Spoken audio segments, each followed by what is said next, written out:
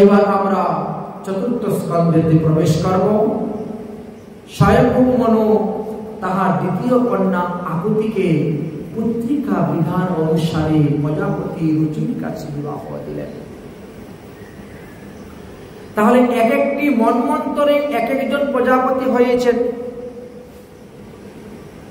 বর্তমানে আমাদের সপ্তম মন্বন্তর চলছে, দেখি সপ্তম মন্বন্তরে 8টা প্রজাপতি, কারণ ব্রহ্মা একজন প্রজাপতি আলাদা। প্রজাপতি মানে প্রজা যিনি সৃষ্টি করেন,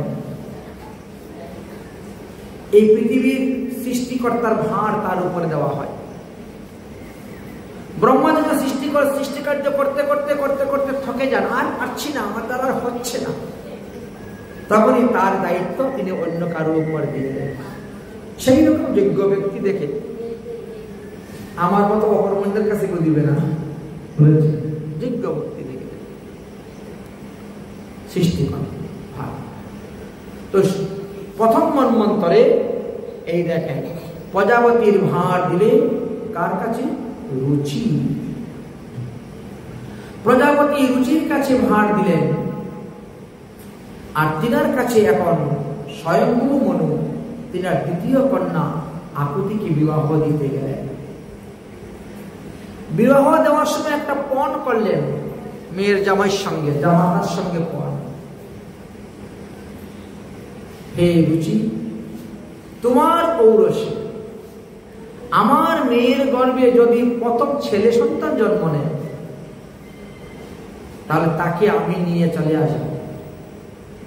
আমি আমার পালিত পুত্র পোষ্য পুত্র রূপে তাকে লালন পালন করে বড় করব এবং আমার রাজগদ্দি তাকে বসাবো, রাজা বানাবো। আর যদি কন্যা সন্তান জন্ম নেয়, তাহলে ওটা তোমার থাকবে। যাই হোক, বিবাহ হলো, তারপরে প্রতিষ্ঠি যজ্ঞ হলো, যজ্ঞের চরু উঠল, সেই চরু গ্রহণ করলেন, আকুতি গর্ভবতী হলেন এবং তিনি একটি পুত্র সন্তান আর একটি কন্যা সন্তান জন্ম দিলেন। পুত্রের নাম হল সুযোগ্য বা যোগ্য পুরুষ, ভগবানের অংশ তার যোগ্য পুরুষ। আর কন্যাটি হলো দক্ষিণা, লক্ষ্মী দেবীর অংশ অবতার। ব্রহ্মা যখন দেখলেন লক্ষ্মী এবং নারায়ণ তারাই দুজন আবির্ভাব হয়েছেন পৃথিবীতে লীলাকার্য করার জন্য, এই স্বয়ংবর মনুর মন্বন্তর চালাইবার জন্য, ইন্দ্রের তখন তিনাকে ইন্দ্র পদে নিয়ে বসাইলেন। স্বয়ংভূ মনুর প্রথম মন্বন্তরে ইন্দ্র ছিলেন যোগ্য ভগবান। দক্ষিণার সহিত তার বিবাহ দিয়ে দিলেন। এই জন্য দক্ষিণাবিহীন যজ্ঞ নিষ্ফল। যে যজ্ঞ করুন না কেন দক্ষিণা দিতে হবে, না হলে যজ্ঞ নিষ্ফল হয়ে যায়। যমজ সন্তান হয়েছিল তো ভাই বোন, যোগ্য পুরুষকে তিনি নিয়ে আসলেন। যজ্ঞের ঔরসে দক্ষিণার গর্ভে 12টি পুত্র সন্তান জন্মগ্রহণ করেছিলেন, তাদেরকে কুশলাতি দেবতা বলা হয়। প্রতিটি মন্বন্তরে দেবতাদের জন্ম হয়েছে। নতুন নতুন এক এক মন্বন্তরে এক এক দেবতাদের নাম পাওয়া যায়। এক এক মন্বন্তরে সপ্তঋষি পর্যন্ত আলাদা, ইন্দ্র আলাদা, সবকিছু আলাদা। এইভাবে সৃষ্টিকার্য হয়েছে। এমনি কি বলা হয় 33 কোটি দেবতা? বাস্তবে হ্যাঁ, 33 কোটি দেবতাই আছে না। হয়তো সবার নাম আমরা জানি না, লোকে একটা সাধারণ ধারণা দিয়ে দেয় একাদশ রুদ্র, দ্বাদশ গোপাল, এই সেই সব মিলিয়ে 33 মালি বানিয়ে দেয়। এরকম নয়। অষ্টবসু বলে একাদশ রুদ্র, অষ্টবসু, ব্রহ্ম বিষ্ণু মহেশ্বর, এই সেই সব মিলিয়ে জানিয়ে দেন 33 কোটি দেবতাই আছে। তার মধ্যে 33 জন তো কশ্যপ ঋষির ঔরসে অদিতির গর্ভে জন্ম নিয়েছেন, সে কথাও লেখা আছে ভাগবতে। যাই হোক, স্বয়ংভূ মনু তিনার তৃতীয় কন্যা যে প্রসূতি, এই প্রসূতিকে বিবাহ দিয়েছিলেন দক্ষের কাছে। আচ্ছা, দক্ষ একসময় প্রজাপতি হয়েছেন, এই জন্য প্রজাপতি দক্ষ বলা হয়। দক্ষের ঔরসে প্রসূতির গর্ভে 16টি কন্যা সন্তান জন্মগ্রহণ করেছিলেন, এই কথা শাস্ত্রে আলোচনা করা আছে। বিদুর মহাশয় বললেন, হে মৈত্রী ঋষি, কর্দম ঋষির 9 কন্যা যে 9 জন ঋষির কাছে বিবাহ দিয়েছিলেন, তাদের বংশ বিস্তারের কথা তো বললেন না, একটু কৃপা করে আমাকে বলুন। তখন তিনি বংশ বিস্তারের কথা বলতে শুরু করলেন। দেখো, তোমাকে আগেই বলেছি, মরীচি ঋষির সঙ্গে বিবাহ দেওয়া হয়েছিল কর্দম ঋষির কন্যা কলাকে। কলাকে বিবাহ দেওয়ার পরে ওই মরীচি ঋষির ঔরসে কলার গর্ভেতে কশ্যপ ঋষি জন্মগ্রহণ করলেন এবং পূর্ণিমা নামে আরো একটি পুত্র সন্তান জন্মগ্রহণ করলেন। বাস্তবে পূর্ণিমা শব্দটি পুংলিঙ্গ, আমরা মনে করি স্ত্রীলিঙ্গ। আমরা মেয়েদের নাম পূর্ণিমা রাখি, পূর্ণিমা, পূর্ণমাসী ইত্যাদি। কিন্তু এখানে বললেন যে পূর্ণিমন শব্দটা পুংলিঙ্গ, আর এই জন্য মরীচি তিনার 2 পুত্রের নাম রাখলেন, এক পুত্রের নাম কশ্যপ আর এক পুত্রের নাম রাখলেন পূর্ণিমা। এদের বংশের মধ্যে আরো অনেক অনেক মুনি ঋষিগণ জন্মগ্রহণ করেছিলেন। এই পূর্ণিমার বিরজা নামে এবং বিশ্বজ্ঞ নামে 2টি পুত্র জন্মগ্রহণ করেছিল এবং দেবকুলা নামে এক কন্যা সন্তান জন্মগ্রহণ করেছিল। এই দেবকুলাই পরবর্তী সময়ে তিনি গঙ্গা নামে প্রসিদ্ধ হয়েছিলেন, গঙ্গা নামে প্রকট হয়ে এসেছিলেন। এবার বলে কর্দম ঋষি তার 2য় কন্যা অনুসূয়াকে অত্রি মুনির কাছে বিবাহ দিয়েছে, আর এই অত্রি মুনির পত্নী অনুসূয়ার গর্ভেতে ব্রহ্মা, বিষ্ণু, মহেশ্বর 3 জন ঋষি জন্মগ্রহণ করেছিলেন। অতি আশ্চর্য কথা, কখনো একই মায়ের গর্ভে কখনো ব্রহ্মা, বিষ্ণু, মহেশ্বর তো আসেন নাই। ভগবান বিষ্ণুর যেমন 24টি অবতার আছে, মহাদেবের এরকম 24টি অবতার আছে। ব্রহ্মারও অনেক অবতারের কথা পাওয়া যায়, আছে। কিন্তু একই মায়ের গর্ভে ব্রহ্মা এসে জন্মগ্রহণ করেছেন, বিষ্ণু এসে জন্মগ্রহণ করলেন, মহাদেব জন্মগ্রহণ করলেন, এই কথা তো বড় আশ্চর্য। বলে আশ্চর্যের কিছু নয়, ভগবান কর্তুম অকর্তুম সব করতে পারে। অত্রিমুনির পত্নী অনুসূয়ার গর্ভেতে ভগবান বিষ্ণু দত্তাত্রেয় নামে জন্মগ্রহণ করেছিলেন, মহাদেব দুর্বাসা নামে জন্মগ্রহণ করেছিলেন, আর ব্রহ্মা শুন নামে জন্মগ্রহণ করেছিলেন। এই 3 পুত্র হয়েছিলেন। বিদুর তখন প্রশ্ন করেন, গুরুদেব একটু বিস্তারিত ভাবে বলেন তো, অত্রিমুনি এমন কি তপস্যা করেছিলেন, সতী অনুসূয়া এমন কি তপস্যা করেছিলেন, যার গর্ভে ব্রহ্মা, বিষ্ণু, মহেশ্বর এসে জন্মগ্রহণ করেছেন? শোনেন, তপস্যার ফল কখনো বিফল যায় না, তপস্যার ফল নষ্ট হয় না। কেউ এই জন্মে তপস্যার ফল ভোগ করতেছে, কেউ বা পরজন্মে তপস্যার ফল ভোগ করতেছে। সৎকর্মের ফল কখনো নষ্ট হয় না। অত্রিমুনি অনুসূয়াকে বিবাহ করার পরে বহুদিন গত হয়ে গেছে, কোনো সন্তানাদি উৎপন্ন হচ্ছে না। তাই তিনি প্রতিদিন সকালবেলা যান তপস্যা করতে, সূর্য অস্তের পরে ফিরে আসেন। এইভাবে বহুদিন গত হয়ে গেছে। সতী অনুসূয়া, তিনি শুধু সতী নয়, তিনি মহাসতী।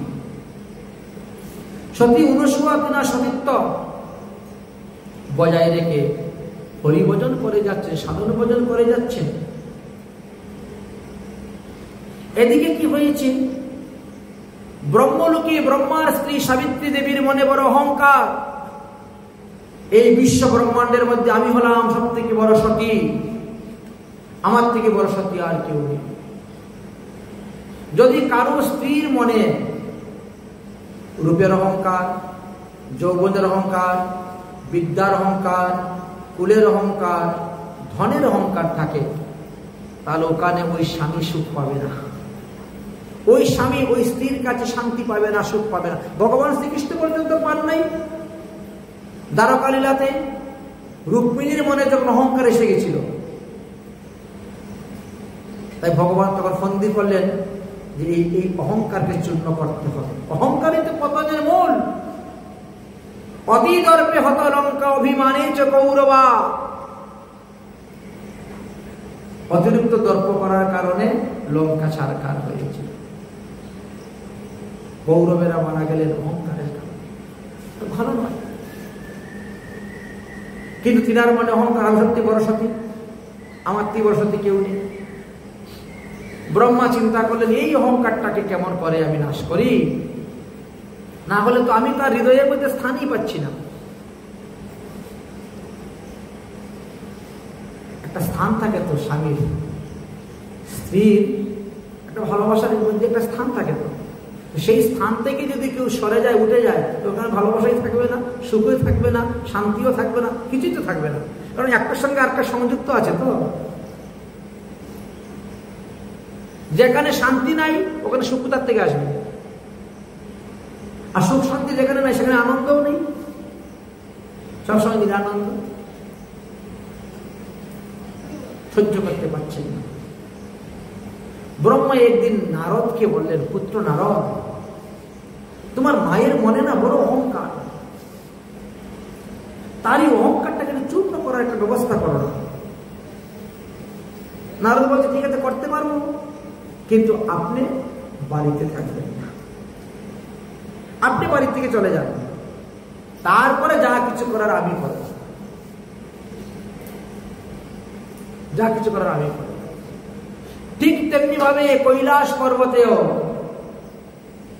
সতীর মনে বড় অহংকার, আমি মহাসতী। ঠিক তেমনি ভাবে বৈকুণ্ঠের লক্ষ্মী দেবীর মনে অহংকার, আমি হলাম সব থেকে বড় সতী, আমার থেকে সতী কেউ নাই। তো নারায়ণ কি করবেন?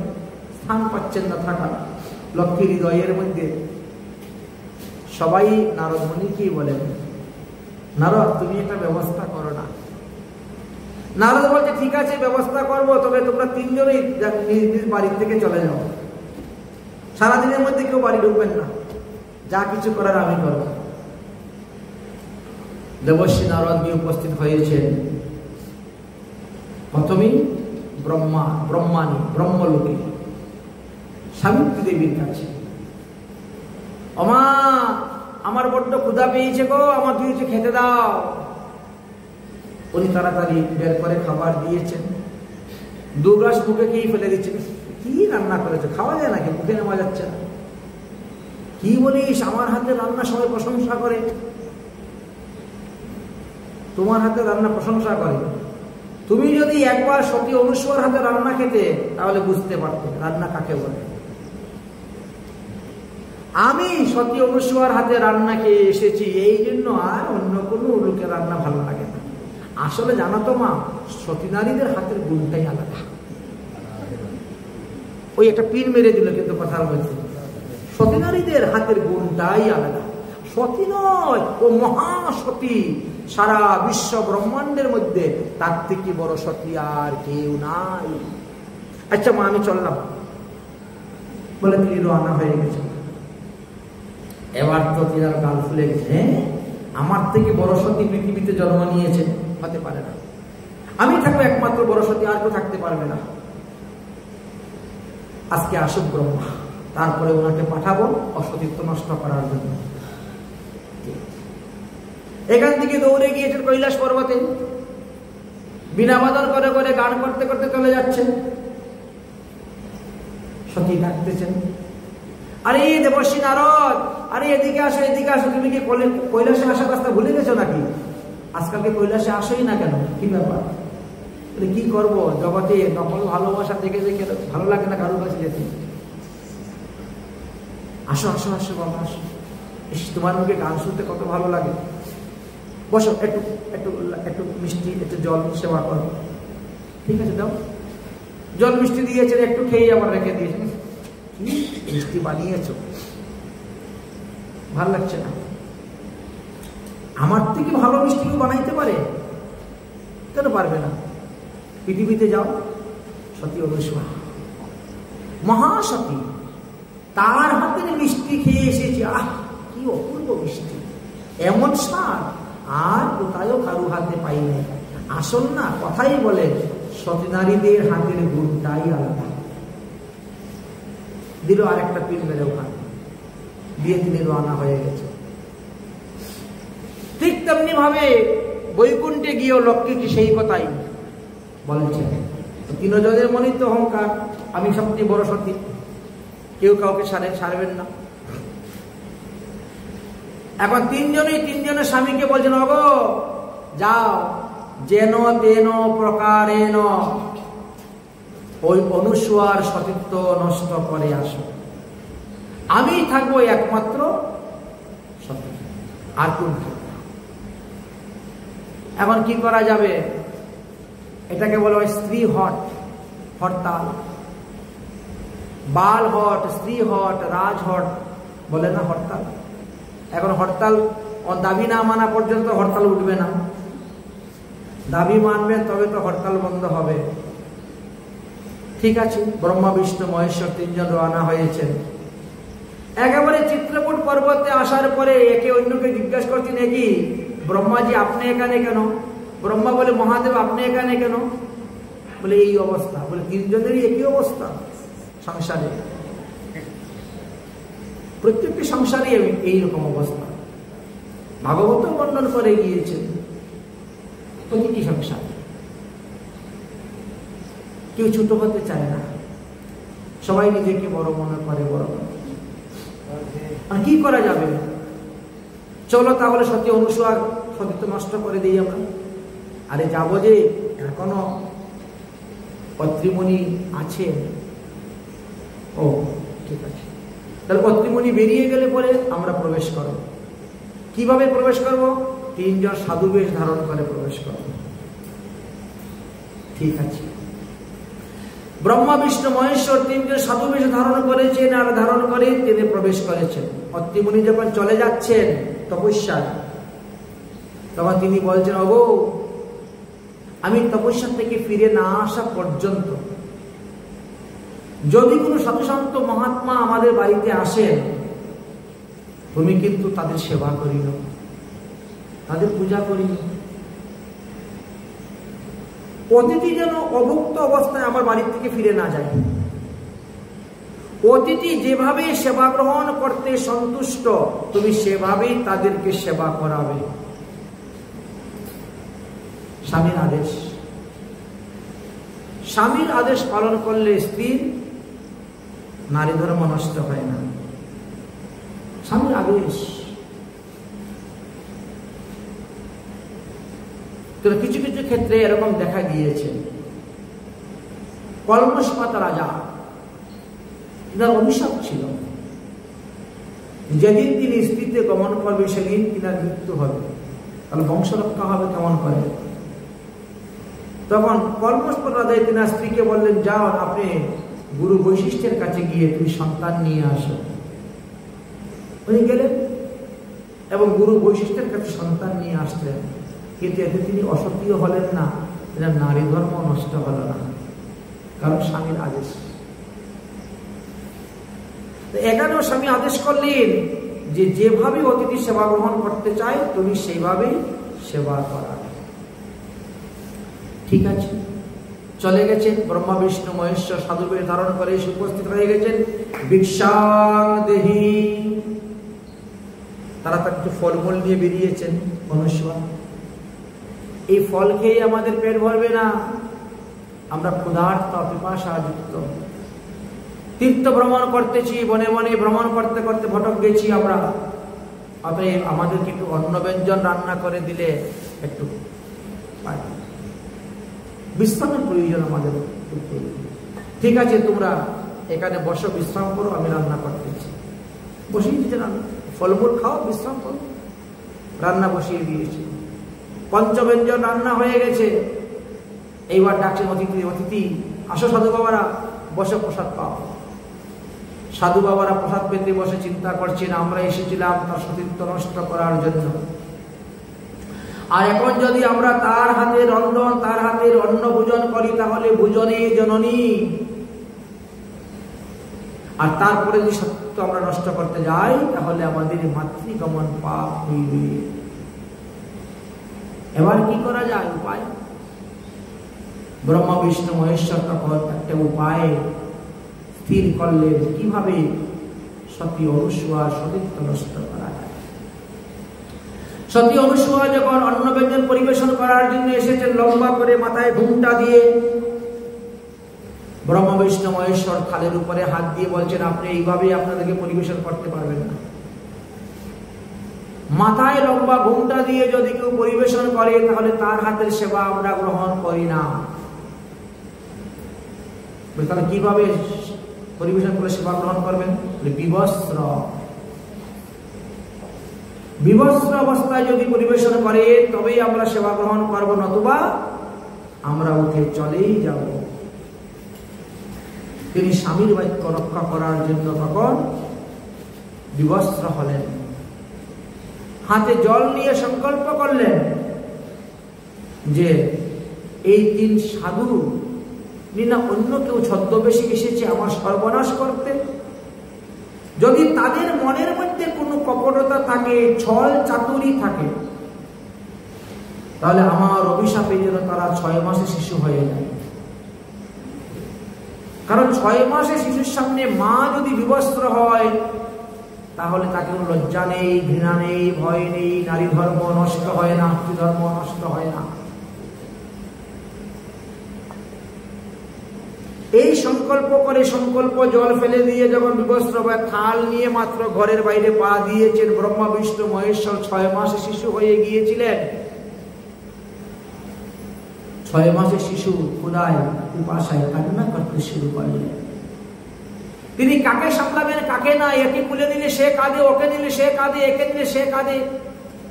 কি বিপদের মধ্যে পড়লেন। কারাই বা আসছিল আমারই সর্বনাশ করতে? কেনই বা আমি এই অভিসম্পাদ দিলাম? এখনই 3টি শিশুকে লালন পালন করে বড় করা কি কঠিন, কষ্ট কাজ। কার ছেলেই বা ছিল তারা, কার সন্তান ছিল? চিন্তা করতে করতে সারাদিন গত হয়ে গেছে। সন্ধ্যার পরে এসে উপস্থিত হয়েছেন অত্রিমুনি।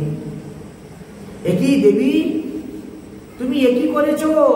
তুমি কোন মায়ের কোল খালি করে সন্তান নিয়ে এসেছো চুরি করে? আমি সন্তান চুরি করে আনি নাই। আপনি চলে যাওয়ার পরে এই ঘটনা হয়েছে। আমার অভিশাপের কারণে এরা সব 6 মাসের শিশু হয়ে গিয়েছে। কিন্তু এরা কারা তা তো আমি জানি না। অত্রিমুনি তখন ধ্যানস্থ হলেন, সমাধিস্থ হয়ে দেখেন ব্রহ্মা বিষ্ণু মহেশ্বর, কিন্তু কথাটা গোপন রাখলেন, প্রকাশ করলেন না। কিছু কিছু কথা আছে গোপন রাখতে হয়, এগুলো প্রকাশ করতে নাই। সময় অনুসারে আপনি আপনি প্রকাশ হয়ে গেল। ঠিক আছে, ঠিক আছে, এরা যেই হোক না কেন, তোমার অভিশাপে তো তারা শিশু হয়ে গেছে, অতএব তুমি অপরন্ত বাৎসল্য প্রেম দ্বারা এদেরকে সেবা যত্ন করে বড় করো। বাৎসল্য প্রেম, বাৎসল্য প্রেমের দ্বারা সেবা করতে করতে করতে করতে আরো 6 মাস গত হয়ে গিয়েছে। এদিকে ব্রহ্মলোকের ব্রহ্মানি চিন্তা করেন, কি ব্যাপার, 6 মাস গত হয়ে গেল, ব্রহ্মাকে পাঠাইলাম সতী অনুসূয়ার সতীত্ব নষ্ট করে আসার জন্য, এখনো ফিরে আসছেন না কেন? কি ব্যাপার? ভয় হয়ে গেছে মনের মধ্যে। কারণ নারায়ণ একবার তুলসীর সতীত্ব নষ্ট করতে গিয়ে শালগ্রাম শিলা হয়ে গেছিলেন। সতী নারীদের তো গুণই আলাদা। আমার স্বামীর আবার কি হয়ে গেল? স্বামী থাকলে কত গালিগালাজ, আর না থাকলে যে কি জ্বালা, এবার বুঝতে পারছেন।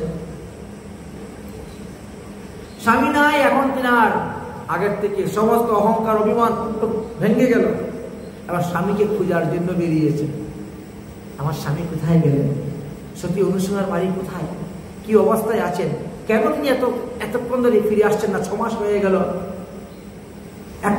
একটা পৃথিবীর একটা সাধারণ মানুষকে, একটা নারীকে সতীত্ব হরণ করতে তো 1 মিনিট সময়ও লাগে না। এতক্ষণ ধরে কি করছে? 6 মাস ধরে কি করছে? দেখার জন্য বেরিয়েছে। ঠিক তেমনি ভাবে সতী, তিনিও বেরিয়েছেন মহাদেবকে পূজার জন্য। ঠিক তেমনি ভাবে লক্ষ্মী, তিনিও বেরিয়েছেন নারায়ণকে খোঁজার জন্য। সারা ভারতবর্ষ খুঁজতে খুঁজতে যখন চিত্রকূট পর্বতে এসে উপস্থিত হয়েছে, তখন তিনজনের সাক্ষাৎ। একজনের সঙ্গে আরেকজন, কি তুমি কেন এখানে? তখন তিনি বললেন, তুমি কেন এখানে? দেখা যায় তিনজনের ঘটনাই এক। আমরা সবাই নিজেকে বড় মনে করি, বুঝেছেন? এই অবস্থা। তাহলে আমাদের অপরাধ হয়ে গেছে। এখন স্বামী কোথায় আছে? অত্রিমণির আশ্রমটা কোথায় খুঁজবো এত বড় পর্বতের মধ্যে? হঠাৎ দেখেন দেবর্ষী নারদ বিনা বাধ্য করে যাচ্ছে। ওহে দেবর্ষী নারদ, আমাদের প্রভু তিনজন কোথায়? বলে তারা তো সতী অনুসূয়া সতীত্ব নষ্ট করতে গিয়েছিল, আর সতী অনুসূয়া সে 6 মাসে শিশু বানিয়ে রেখে দিয়েছে। 6 মাস শিশু বানিয়ে রেখে দিয়েছে। অতএব সতী অনুসূয়ার সঙ্গে বাড়াবাড়ি করতে যেও না, তাহলে স্বামীকে কখনো ফেরত পাবে না। যদি আপন স্বামীকে ফেরত পেতে চাও, তাহলে সতী অনুসূয়ার চরণ সেবা করো। দেবতা হয়ে মানবের সেবা করবেন, করতেই হবে, না হলে তো স্বামীকে ফেরত পাবা না। স্বামীকে ফেরত পেতে গেলে তাই করতে হবে। তখন তিনজন বউ সাজলেন সাধারণ পৃথিবীর মানুষের মতন। সত্য যুগের কথা তো, সত্য যুগের মানুষ তো 1 লম্বা। বউ সেজে সন্ধ্যার সময় এসে উপস্থিত, এসে অনুসূয়াকে ডাকতেছেন, মা, ও মা, মা গো, দরজা খুলো, দরজা খুলো। সতী অনুসূয়া তো 3টা ছেলেকে দুগ্ধ পান করাচ্ছেন। বলে দিলেন, কে কে আমাকে মা মা বলে ডাকছে? তোমরা কে? এত রাত্রিবেলা এসেছ? আমরা তোমার 3 বৌমা। বৌমা? আচ্ছা ঠিক আছে, ভালো। দরজা খুলে দিলেন। বৌমারা আসলেন, দণ্ডবত প্রণাম করছেন, আপন স্বামীকে কোলে নিয়ে কাঁদছেন। এমন সময় অত্রিমণি এসে উপস্থিত হয়ে গেছেন। অত্রিমণি বলছেন, কি ব্যাপার? ঘরের ভিতরে এত কথাবার্তা শোনা যাচ্ছে, কে আসছে? বলে, খবরদার, তুমি ঘরে ঢুকিও না, তোমার বৌমা এসেছে। বৌমা? বড় আশ্চর্য লীলা। বৌমা কোথায় পেলে? ছেলের বিয়ে হলো কবে? বলে, দেখো বৌমা কোথায় পেয়েছে। এই যাও যাও, শ্বশুর মশাইকে গিয়ে প্রণাম করো। আর 3 বৌমা লম্বা করে ঘুমটা দিয়ে গেছে শ্বশুর মশাইকে প্রণাম করতে। শ্বশুর মশাই তো দেখে অবাক। শ্বশুর মশাই বলছে, ওগো অনুসূয়া, আমার ছেলে হলো 1 হাত লম্বা, বৌমা দেখি 21 হাত লম্বা। অল্প ভাগ্যে পাওয়া যায় না, বহু ভাগ্যের ফলে এমন বৌমা পাওয়া গেছে। আচ্ছা ঠিক আছে, ঠিক আছে, সেবা করো, সেবা করো। বৌমাদের কাছে ধ্যানস্থ হয়ে দেখে অবাক হয়ে গেলেন। হায় হায়, ঠিক আছে, দেখি পরিণতি কি হয়। পরিণতি কি হয়? সতী অনুসূয়ার কেউ পা টিপে দিচ্ছে, কেউ হাত টিপে দিচ্ছে, কেউ বাতাস করে দিচ্ছে, কেউ কাপড় ধুয়ে দিচ্ছে, কেউ ঘর ঝাড়ু দিচ্ছে, কেউ ঘর মুছতেছে, কেউ রান্না করতেছে। 3 বৌমা পেয়ে তো শাশুড়ির আর কোনো কাজকর্ম হয় না। বর্তমান যুগে হবে না, 3 জন কেন, আরো বেশি থাকলেও শাশুড়িকে খাটতে হবে। হ্যাঁ, বৌমারা তো 9টার আগে ঘুমের থেকে উঠবে না, আর শাশুড়িকে ভোর 4টার থেকে উঠে ঘর ঝাড়ু দেওয়া, ঘর মোছা, এটা সেটা দুনিয়া আবার সব কাজ করতে হবে। তখনকার যুগই ছিল আলাদা। তো যাই হোক, এখন সতী অনুসূয়া ঘুমাচ্ছেন আর 3 বৌমা কাজ করতেছেন। লক্ষ্মী দেবীর নয়ন জলে সতী অনুসূয়ার চরণ ভিজে গেছে। সতী অনুসূয়া বলছে, কি বৌমা তুমি কাঁদছো কেন? কিসের অভাব? অভাবে না পড়লে তো কেউ কাঁদে না, অভাবে পড়লেই তো কাঁদে। তো কিসের অভাব? তুমি কেন কান্না করতেছ? বলে, আমরা আর কতদিন এইভাবে মনুষ্য দেহ ধারণ করে পৃথিবীকে অবস্থান করব? বলে, তোমরা কারা? পরিচয় দাও। আমার তো আগে পরিচয় জানার দরকার ছিল না। বৌমা বলছো, এক কথাই শেষ পরিচয়। ছেলের বউ আর কি পরিচয় চাইবো? এখন যখন বলছো, তাহলে বলো তোমরা কারা? আর এই 3 জনই বা কে? কেমন বা তারা এসেছিল? কি বুদ্ধি নিয়ে এসেছিল আমার কাছে? এইবার আসল কথা বেরিয়ে গেছে। সত্য কোনোদিন গোপন থাকবে না। আজকে না হোক 500 বছর পরে ওটা বেরিয়ে যাবে। 500 বছর আগে অমুক সময় অমুক জায়গায় অমুক ঘটনা হয়েছিল, এটা ধ্রুব সত্য। ওর ধ্বংস নাই, ও বিনাশ নেই। 1000টা মিথ্যা কথা বলেও একটা সত্যকে চাপা দিতে পারবেন না, ও বেরিয়ে যাবে। মিথ্যা বেরিয়ে গেছে, মুখ ফিসকে বেরিয়ে গেছে। তখন তিনি কি করলেন, বললেন ঠিক আছে যাই। তখন অভিসম্পাদ থেকে মুক্ত করলেন ব্রহ্মা বিষ্ণু মহেশ্বরকে। ব্রহ্মা বিষ্ণু মহেশ্বর যে এই 6 মাস সতী অনুসূয়া থেকে সেবা গ্রহণ করেছিলেন, এই বাৎসল্য প্রেম, এতেই তারা সন্তুষ্ট, প্রসন্ন, খুশি হয়ে গেছে। অতএব আমরাই তোমার উদরে এসে তোমার পুত্র রূপে জন্মগ্রহণ করে সেই বাৎসল্য প্রেম আবার আস্বাদন করব। এই তো বরদান। তাই ব্রহ্মা আসলেন সোম হয়ে, বিষ্ণু আসলেন দত্তাত্রেয় হয়ে, আর মহাদেব আসলেন দুর্বাসা ঋষি হয়ে। দেখলেন তো, এইভাবে ঋষিদের বংশ পরম্পরা বৃদ্ধি হইল। এই কর্দম ঋষির 9 কন্যা থেকে 9 জন ঋষির কাছে বিবাহ দিয়েছিলেন। আর এইভাবে বিশাল এই মুনি ঋষিদের বংশ পরম্পরা এসেছে। তার থেকে অনেক পুত্র এসেছে, অনেক হয়েছে। এইবার বললেন আমি দক্ষ প্রজাপতির কথা বলবো।